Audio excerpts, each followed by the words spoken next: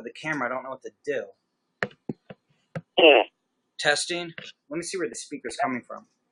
Say something. I can hear you perfectly. Okay, Can you hear me perfectly? I was just trying to see where the speaker's coming from to see if I could get it closer to my camera somehow.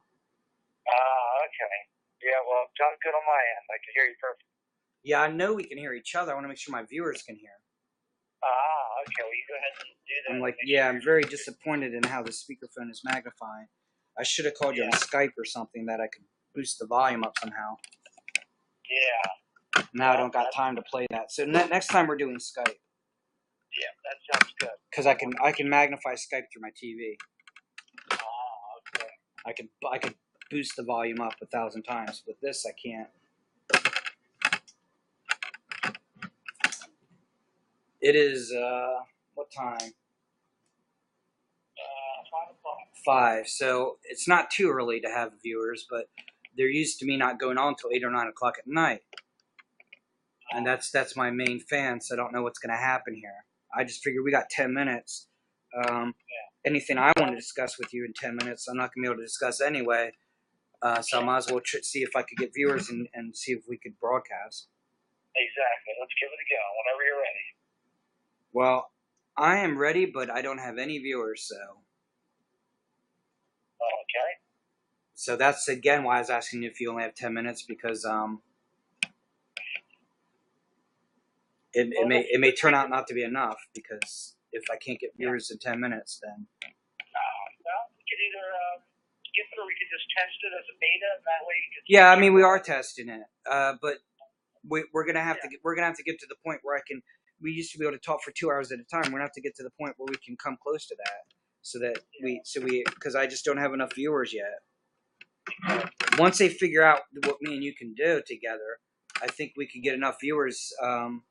You know, if I can become successful at this and at my writing combined, maybe and between my trust on my writing and my broadcasting, maybe we can bring you into my dream and we get the music studio and everything we're talking about. That would sound awesome. Well, let's go ahead and do this so we can get the test out of the way.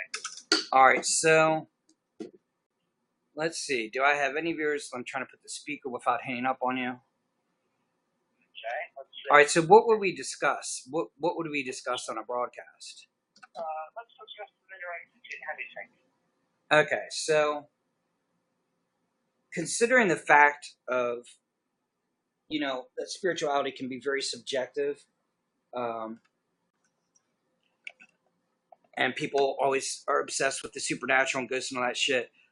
How is Hemi-Sync different? Why should... Let's assume that ghosts and all that stuff. I'm not going to assume it's bullshit because a lot of my viewers have had experiences, so they don't think it's bullshit. But assuming it was bullshit, assuming that every magical New Age thing was bullshit, would you still consider Hemi-Sync different? Oh, absolutely, because Hemi-Sync can be quantified scientifically with equipment to measure the electrical responses in the brain. There's been many CAT scans where you can see the electrical impulses in the brain creating patterns, syncing the two hemispheres of the brain. So, since when you went to Monroe Institute, you went to that based, almost anybody else going there that probably doesn't, most of them probably don't have a degree in psychology, didn't work at a sleep lab. What in your actual education and training and job experience, what in that validates it scientifically, where you were like, okay, if I was just Mark, I would think Hemi-Sync's Hemi-Sync, and I hope I have good experiences, but I don't know if I would tell other people that this is real. But as far as like your knowledge of your sleep lab and your knowledge of getting your degree in psychology, what validates, do they overlap? Does your knowledge... Oh, yeah, because I think most of the people there that go into the experience at the Monroe Institute, since they've never worked at a sleep lab and they don't know how, electricity works in the brain and how consciousness has different states, that when they're having these experiences, they feel very subjective. But I think my experience working with EEG and, wiring up the brain, seeing different brainwave patterns, theta waves, delta So you actually observe brainwave patterns? Yeah, yeah, we have very unique brain patterns dependent upon our unique consciousness. So as our electricity changes, our consciousness changes. Is So, there is there anything in your sleep research that that is indicative of like is there any crossover? Have you done anything in your sleep lab or heard anything, in the industry of what you're in that that even brought you close to doing something like, yeah, this is kind of like what I did at the Monroe Institute? oh, absolutely. I think there's a huge correlation between the, um, I guess the middle line would be similar to biofeedback.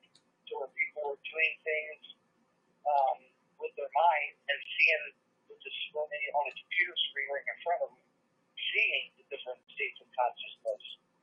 Relaxing would show alpha waves. Hypnagogic imagery would be theta waves, and mind, body, sleep with delta waves. What's your degree in psychology? Hey, what's going on, Gatsby? We're live with Mark Levitt. He's got, what was your degree in psychology now? Bachelor's? Bachelor of Science in Psychology and Philosophy. Okay, I think I have the volume on this cheap little phone as loud as it'll go.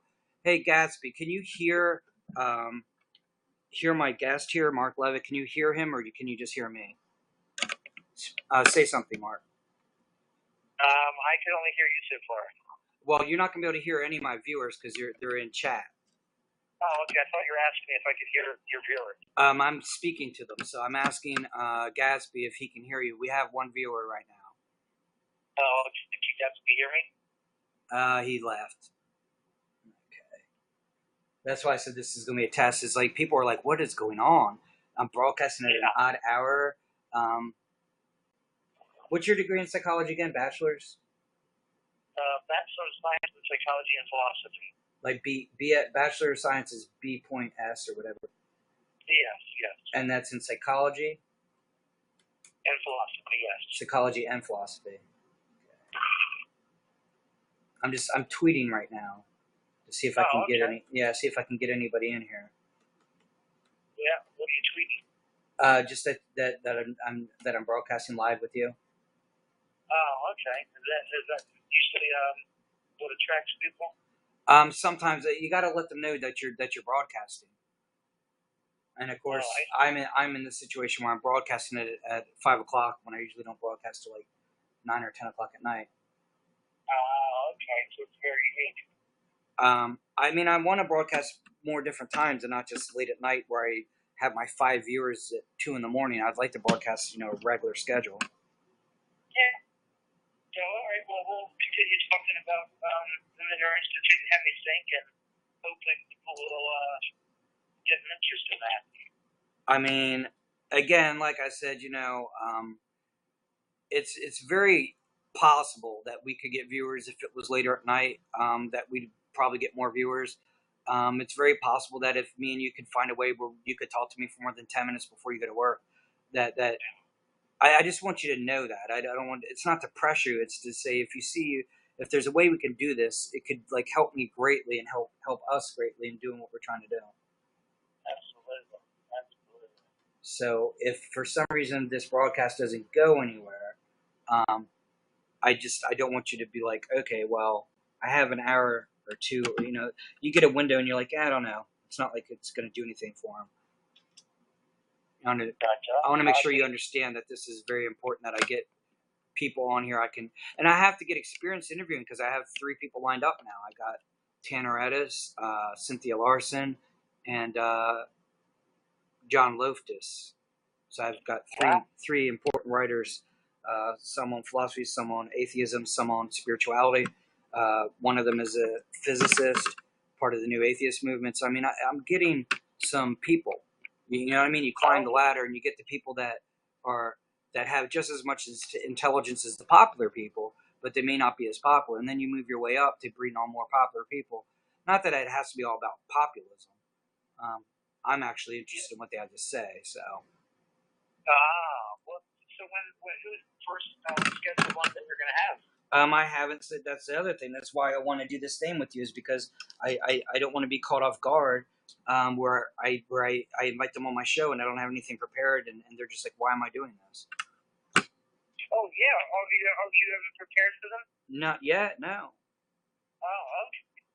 Oh, well, yeah. I would definitely prepare for them so you can get that going. Hey, Ribbit, what are you doing? How you doing? I'm glad you came in. We're speaking with Mark Levitt.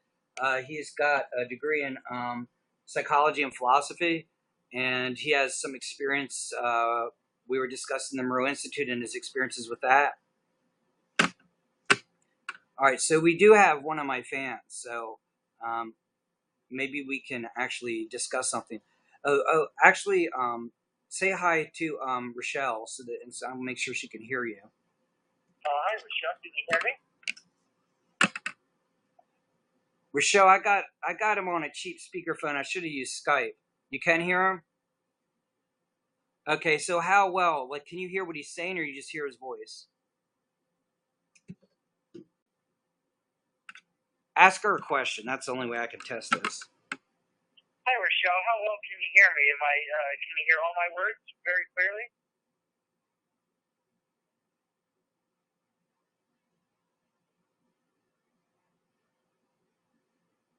She says she hears you clearly. Okay.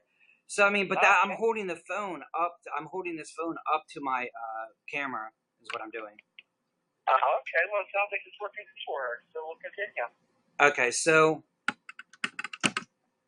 where were we about the Moreau Institute and your experience with the sleep lab and all that? Yeah, we were talking about the different states of consciousness and how you can see them actually on the computer screen with the frequencies, the different frequencies of the brain creates through electricity